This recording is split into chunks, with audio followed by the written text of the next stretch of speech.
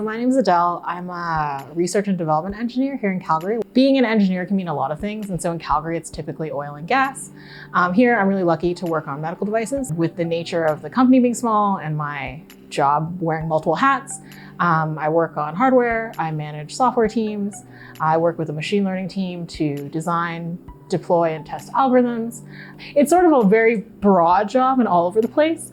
And so in some ways that can be really stressful. And in some ways I'm really lucky because I'm pretty young, I'm under 30, and to be able to do this and have this much responsibility and ownership is really meaningful. I moved here from Toronto to Calgary.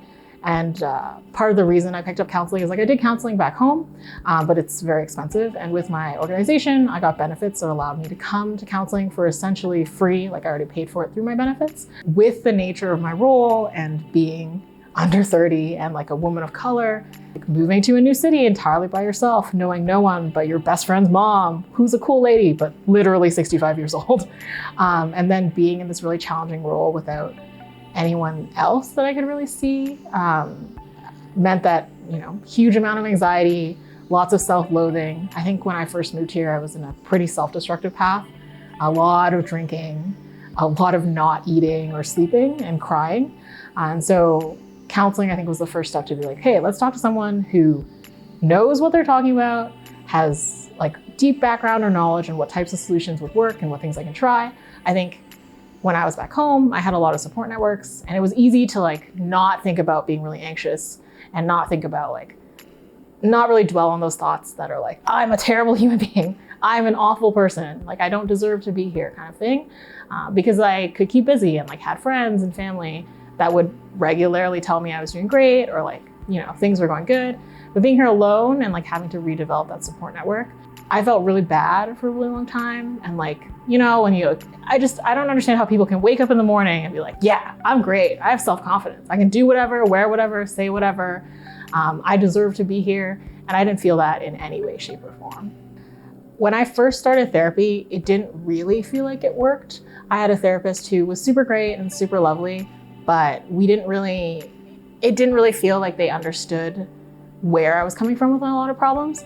So I took a break from therapy and then I tried again.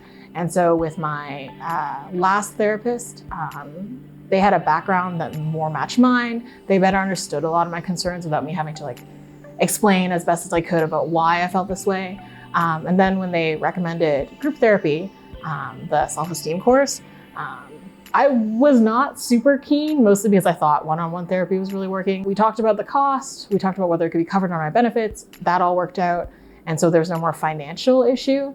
And so I just said, might as well, and tried it. And I think that group therapy really made the biggest difference. I sat in that Zoom room with a bunch of other folk from very different backgrounds, very different successes, people who were literally on paper and the way they presented themselves were doing a rocking job. They're killing it at life, or they were doing really well. And the fact that they still had these same issues and we were working through them together through this course made a really big difference.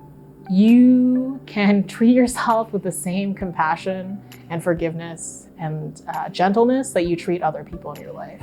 You would not tell a friend who is struggling that they are a piece of trash and yeah, it's okay for you to drink yourself to death in a bathtub. Good luck, have fun. No, you'd be hey, it's okay.